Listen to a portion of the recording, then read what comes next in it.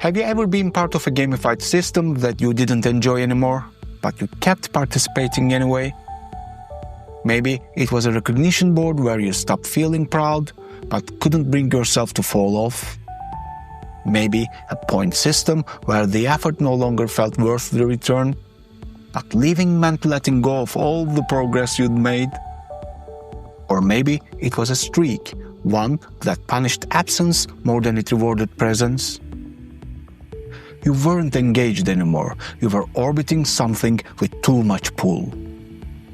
Hi, this is Physics of Gamification, where we explore how the universe explains user behavior and how to design gamified systems that respect it.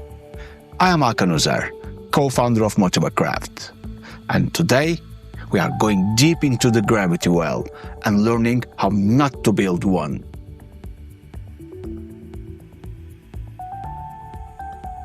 In physics, a gravity well is the region around a massive object where escaping requires significant energy. The more massive the object, the steeper the well, and the more force needed to break free. Think of Earth versus the Moon. It's much harder to escape Earth's pull. You need more velocity, more fuel, more everything. In gamification, we create similar forces, systems that are easy to enter but increasingly difficult to leave. And while that might sound like strong engagement, it often isn't. It's entrapment. When participants remain active not because they are intrinsically motivated, but because the cost of leaving is too high, we haven't designed for engagement. We have designed for inertia. Let's look at how these gamified gravity wells get built. It often starts with good intentions, mechanics that drive motivation like streaks that reward consistency, leaderboards that inspire competition, point systems that visualize progress, status tiers that offer identity. But over time, those very mechanics can become restrictive. Take streaks. They encourage daily action until the day a participant breaks one. Suddenly, what was once a motivator becomes a demoralizer. One misstep resets everything. Or point accumulation. A participant spends weeks racking up points, only to realize that the next level requires double the effort with no meaningful change in recognition. They don't feel rewarded anymore, just stuck. And then there is status identity. A participant reaches a high tier, but instead of freedom, they feel pressure. If they stop now, they'll lose visibility, prestige, place. Their role has become a trap. These systems don't look harmful at first glance, but they quietly convert past effort into future pressure. Participants stay, not for purpose or passion, but out of fear of falling backward. That's the gravity well. From the outside, a gamified system might appear vibrant, full of activity, badges, engagement. But inside the well, participants experience something very different. They feel guilt if they miss a milestone. They are afraid to pause, because re-entry feels impossible. They continue out of obligation, not desire. The rhythm of participation gets distorted. Natural breaks, like needing a rest or focusing on something else, get penalized.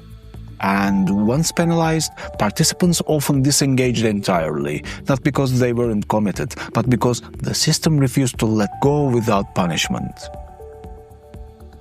It's a classic outcome of over-optimized mechanics, a system too tightly designed for continuity that it forgets to account for humanity. So how do we avoid the gravity well?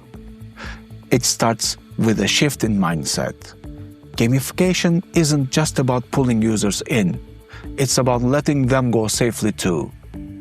That means designing soft exits, places where participants can pause without full loss. Reflective milestones, moments that let participants reassess and opt in again. Re-entry bridges, ways to come back after a break without penalty. Elastic identity, where roles or ranks don't trap people in place. Instead of a 30-day streak that resets to 0 after one miss, offer one that allows occasional rest days. Instead of endless point ladders, provide meaningful plateaus, moments of completion, not just continuation. And instead of a leaderboard that only moves one way, allow for cycles, a fresh start, a new angle, a way to re-engage without shame. Escape velocity should be part of every gamified system, not because we want people to leave, but because we want them to return freely when the time is right for them. Here is your reflection for the week. Look at a gamified system you have created, or the one you are part of. Ask yourself, where does the system create healthy motivation?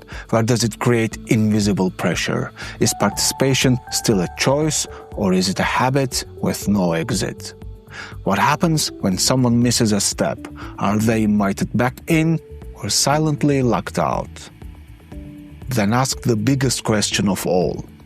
Would someone feel proud to leave your system and safe to return later? If not, you may have built a gravity well, and it's time to build a ladder out. That's all for today. Next time, we'll move from heaviness to speed and ask a different kind of question. What happens when a system moves too fast? In episode 17, Light Speed Limits, Why Faster Isn't Always Better, we'll explore what physics tells us about acceleration and how overloading users with speed, feedback, or complexity can lead to confusion, disengagement, or even total burnout. Until then, please remember, your system doesn't need to trap people to keep them motivated and close. This is Physics of Gamification. Thank you for listening.